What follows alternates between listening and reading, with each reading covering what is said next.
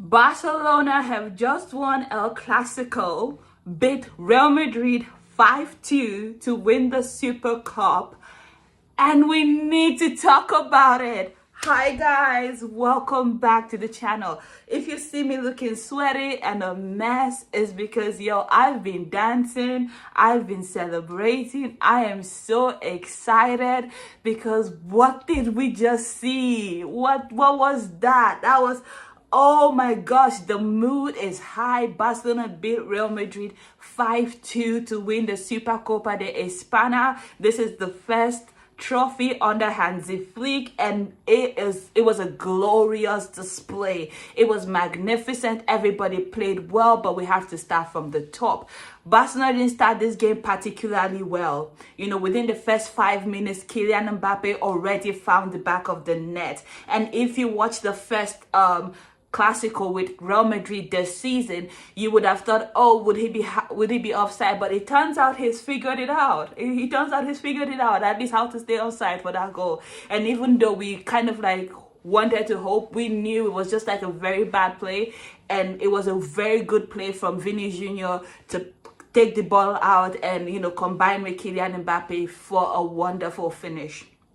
And then Barcelona were just trying to get their feet set. One of the things that I loved about the team, they did not panic. They stayed with it. They had a game plan. They had a vision. Hansi Flick drilled the boys. And I loved it when Hansi Flick said before the game, this might be my first final with Barcelona, but this is not my first road show. I have won titles. Man is undefeated in championship games. Oh, Lord. I am so happy to finally be able to come on here and give a Barcelona review where I have all my teeth out because this was a game. Anywho, after Barcelona go down early in the first half, they reset, they get it together, and they keep on playing. They had a game plan. And frankly, before the Kylian Mbappe goal anyway, Barcelona should have already been up, in the match. They should have scored through Rafinha, and they had a couple chances that went begging. I guess that was telling you of signs of things that were to come in terms of how Barcelona intended to approach this game. This might be the Supercopa. It might be played in Saudi Arabia, but make no mistake, it's still El Clásico. And Barcelona showed up and showed out. When I tell you, I was excited. I was so excited. This was a game. This was Barcelona's game. This was Hansi Flick in motion. That Lamine Yamal first goal, what a take. What a take. The way he was able to compose himself, to take the ball. And let me tell you, Robert Lewandowski, he turned provider, placed the ball expertly in. And Lamine Yamal was so cool. He was so calm. He wasn't nervous. He wasn't at all under any pressure. And he took the ball and he slotted in. And I was like, yeah, boy. Yeah, boy. Let's go, fam. Let's go, friend. That's you. You did that. And I loved it. And the celebration to boot, mwah. It was just that ice cold chef kiss.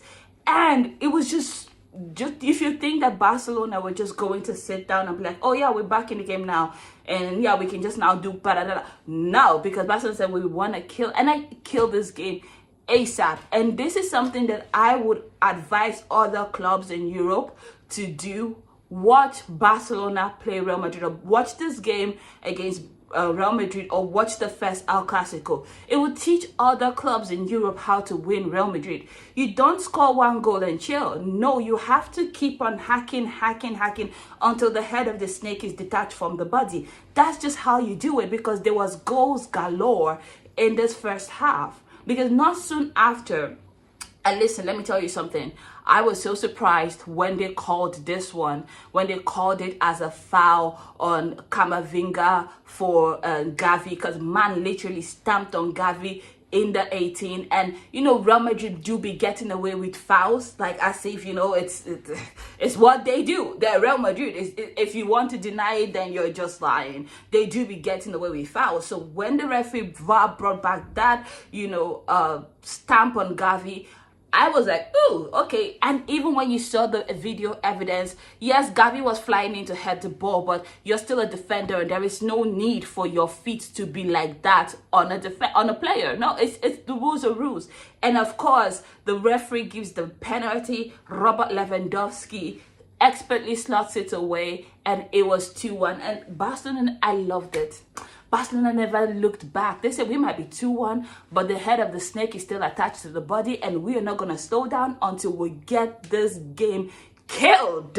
We will finish this game. They said we came here to win. And listen, I don't know about what you thought this was. They said, listen, we don't know what you heard before. We don't know if you were watching the games that we were playing in December. We were tired. We were exhausted, but we are fresh. We will win this game. This is going to be our first trophy under our new manager, and best believe we came here to play. Best believe we're not about that business, because like not soon after, there was just this wonderful ball that plays in Rafinha, and you're like, where is the Real Madrid defense?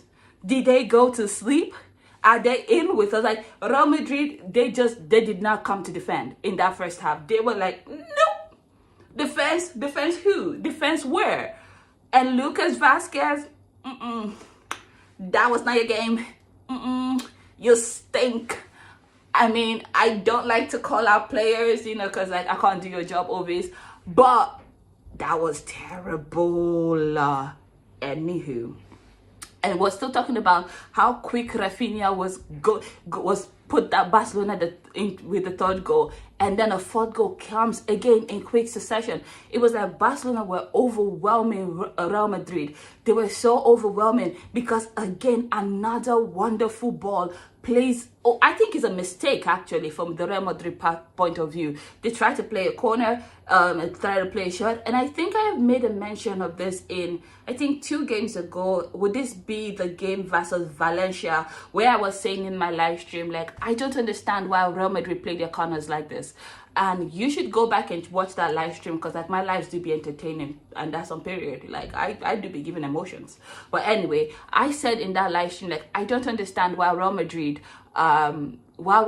played their corners this way. And I was correct, because the third goal by Rafinha, it was basically a very poor Real Madrid goal or corner kick that they tried to put together, and it was caught short. And then Real Madrid, Rafinha was able to run with the ball. He has Alejandro Balde by his side. And let me tell you, it's dangerous when the Barcelona defenders are scoring. You're in for a shift when the Barcelona defenders are scoring. So it's not just a party when the Barcelona attackers are scoring, but when you see the Barcelona defenders start scoring, fam, you're in trouble. You're like, it's like, you're in trouble. And Alejandro Balde takes the ball. It's like the way Alejandro Balde and Rafinha combine in that moment, sweep the ball off each other. Chef's kiss. Because even the defenders didn't know who had the ball. It's like very smooth, very clean. Alejandro Balde keeps his nerve, even though he was a defender, but he was like, listen, this is my time in the moment. I am gonna slot this in. And I tell you, I said, yeah, the scream I scrumped, because that put the scoreline at 4-1 in the first half. And if you remember, the last time the Barcelona went the Bernabeu, I think in October, the scoreline was what, 4-0? Yeah, I think the 4-0 or 4-1. And so to be able to achieve that in just the first half, it told like there were more to come. And the second half, you were thinking, okay, Real Madrid are going to go into the defense and set into the half and set their defense. They're going to come up with a new strategy. Ancelotti has been coaching for many, many years. He's won many trophies. For sure, he's going to know how to come back and, deal with this Barcelona menace and all of that. No, that's not what happened. Oh, no. I am so excited to bring you this review because, fam, we Barcelona fans have been going through it of late, especially, covering Barcelona. The last 2 months have not been able to allow me a moment of excitement on this live, allow me a moment of excitement on this review, because I've had to do like videos that sound like apologies on this app, and let me tell you, it's not been fun. But anyway, we come back for the second half. Oh, before I talk about the second half, I have to say, We say this all the time as Barcelona fans, that the refereeing is suspect. And in this game, it was no difference, because tell me why Eduardo Camavinga made it to the halftime. Eduardo Camavinga should have been red carded. Eduardo Camavinga should not have made halftime, because not only was he on a yellow card for that tackle on Gavi, I think he still did another tackle on Gavi again. It was like, sir, it was the rules are the rules. And you might say to me, Max, the referee, it's a high stakes game. We didn't want to kill the game. We didn't want to kill the momentum. But tell me why it's so easy for the referee. And if you are being honest, the referee was so chill about handing out cards to the Barcelona players, but was very reserved in handing out cards to the Real Madrid players, and especially when that red card for Szczesny comes into play. And I will talk about that much later when we get to that part of the review of this match. Anywho, Barcelona start the second half exactly the same way that they left it. And let me tell you, to Marc Casado. Marc Casado he's a revelation. Marc Casado, he's amazing. Marc Casado is just, I don't know. This guy, where have you been all my life? Marc Casado in midfield is just everything you want and more. Marc Casado, I love this player, because tell me why Marc Casado is able to take the ball halfway up the field, sees that Rafinha is in a very good position, and threads a pass. When I tell you that pass landed for Rafinha, it was delicious. It was like, how did you have that vision? Where was that vision coming from? Marc Casado threaded that pass to Rafinha, and Rafinha just heads the ball past Thibaut Courtois. Make no mistake, Thibaut Courtois is a magnificent goalkeeper. And the fact that the first half ended at 4-1 was because of Thibaut Courtois' brilliance. So Marc Casado being able to play Rafinha in for that fifth goal, I was like, oh my God. Oh my God, 5-1, and we're just 5 minutes in, it's gonna be a blah blah. But and you would have thought that, okay, Barcelona were rolling, Barcelona were going to take this game, and honestly, this is the part where I'm going to go ahead and criticize Barcelona. We shouldn't do this to ourselves. We need to learn to stop doing this to ourselves. And what do I mean? Barcelona has a way of making sure that we don't end a game as comfortably as we should. Because tell me why Szczesny decides to tackle Kylian Mbappe when he's coming on goal. I would have easily agreed to concede that goal to Kylian Mbappe, but keep Szczesny on, then risk a rough tackle that could send your goalkeeper off. And yes, the referee ends up sending Szczesny was a direct red card, because Szczesny was the last man in the defense. And not only that, the tackle did not even happen inside the box. It was outside of the box, because he came out to do a sweeper keeper moment. Now, if you watched my last review of the Barcelona game versus the Athletic Bilbao game, I said the same thing.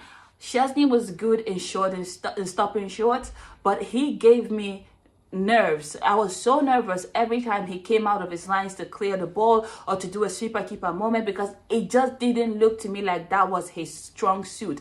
And we saw it today here again. It did not look good. He made that unnecessary tackle. I was almost having deja vu flashback of the Araujo red card in the game versus PSG in the UCL last season. And so it meant from like the 50-something minute, the Barcelona had to play 10 men down and, 1 man down against Real Madrid, and it was a shit show. So we went from being in a place, if you're a Barcelona fan, we went from being in a place where we were so excited, so relaxed, so ready to see like all the more goals that we could score. And trust me, had that red card not been done, or at least had Eduardo Camavinga's red card been given in the first half, and we had a level playing field, I can bet my tail that Barcelona could have scored even more goals. Let's say maybe even 4 or 5 more goals. It could have really been a bloodbath. But to Real Madrid's saving grace, they had that red card for Barcelona, and so it stopped Barcelona's ability to move, because there was that extra man that they were lacking. And of course, to balance out the game, Lamine Yamal comes off, and Gavi also comes off, which meant that we lost a bit of aggression in that. We lost our creativity and aggression in that midfield. And of course, Peña comes in.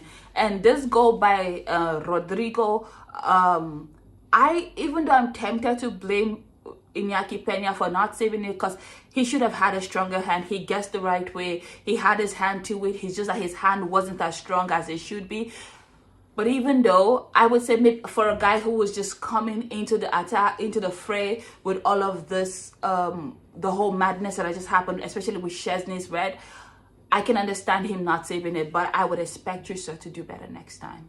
But anyway, that brings the ball to the game to like 5-2, and Barcelona had to defend for their lives. When I tell you all the blood of Jesus that I needed for the year, I probably don't played it this year, this game, because I was like, God, please, God, please, God, please, God, please, God, please, God, please, God, please, because I was not ready to lose another game. I was not ready to lose a game where Barcelona were comfortably ahead because of a mistake or two. And if you're thinking about what I'm thinking back to that, PSG game where we were almost qualified and then we had to be knocked out because of like a mistake of that nature.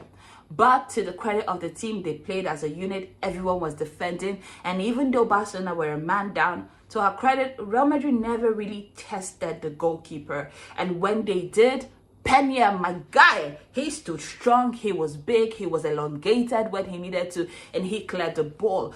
But it ends 5-2, and my man of the match, listen to me when I tell you, Rafinha. I love this player. Rafinha is just amazing. Rafinha is magnificent. It's just what it is. He's amazing. He played wonderful. And I said this the last time I was on here live discussing Barcelona versus Athletic Bilbao. I said, even though Rafinha did not score in that game versus Athletic Bilbao, he was easily our best player. He was easily our best player. And today, not only did he come in clutch, he had the goals to back it up. Lamine Yamal is just another revelation for Barcelona. Let me tell you something. When Barcelona are able to register players, y'all watch out in Europe, because if we're able to do this on the kind of restrictions that we've been seeing in La Liga, now imagine if when the shackles are off, imagine what happens when Barcelona can actually sign players. Because listen to me, Lamine Yamal was him. He was creative. At some point, Barcelona players were showboating. They were giving us skills. Lamine Yamal was doing things, and I was like, it's giving Neymar. It's giving Neymar. And I loved it. Gavi was right there as well in the heart of things. He was electric. He was energetic. There's something about Gavi. He brings that aggression. That he's not a good boy. He's aggressive, and I love it. And he did what needed to be done. I've already glazed Marc Casado. Marc Casado is amazing. Marc Casado was winning every second ball. Marc Casado was clearing up shit in the defense. In the midfield, Marc Casado was marshalling that. Marc Casado was breaking down the Real Madrid attacks in a way that it just made it so potent for Barcelona to win the balls in very good areas and advance. Marc Casado was beautiful. Marc Casado was amazing. Marc Casado is the revelation, and I love this player. Another player that stuck out to me in the back was Koundé. I can't end a video without talking about Koundé. Koundé was amazing, and he held his own. There was a multiple occasion where he was having to track back Kylian Mbappe and Vinicius Junior, and you know that those two people should be track stars, but they're track stars in football, in footballers' bodies. So tell me, the idea that he was able to hang on to Kylian Mbappe and Vinicius Junior in this game, wow. He did well. He did amazing. And to all the Barcelona players, listen, the fact that they were able to hold on, even going 1 man down, playing for 10 men, with how what would I say? Like over 30 minutes they played with 10 men. And I'm not even going to lie to you. I have been so nervous about Barcelona because you know that they have that history of not being able to close out games, especially in December, when all of that nonsense started. So of course I was a little bit nervous, but I am so proud of this team to see how they were able to hang on, to see how they were able to play for each other. And congratulations to Hansi Flick for winning his first trophy with Barcelona. And I'm sure that this win comes It's just what the doctor recommended, because La Liga is going to start next weekend now. It's going to restart next weekend, and it's just what the doctor ordered. So Barcelona players can go back with confidence and be the team that we knew them to be, especially in the first half of the league. Yes, 5-2 is how it ends. Barcelona are the Supercopa champions, and hopefully this is the start of good things in the future. But if you're a Barcelona fan or a Real Madrid fan, let me know what you thought about this game. But until next time, bye guys.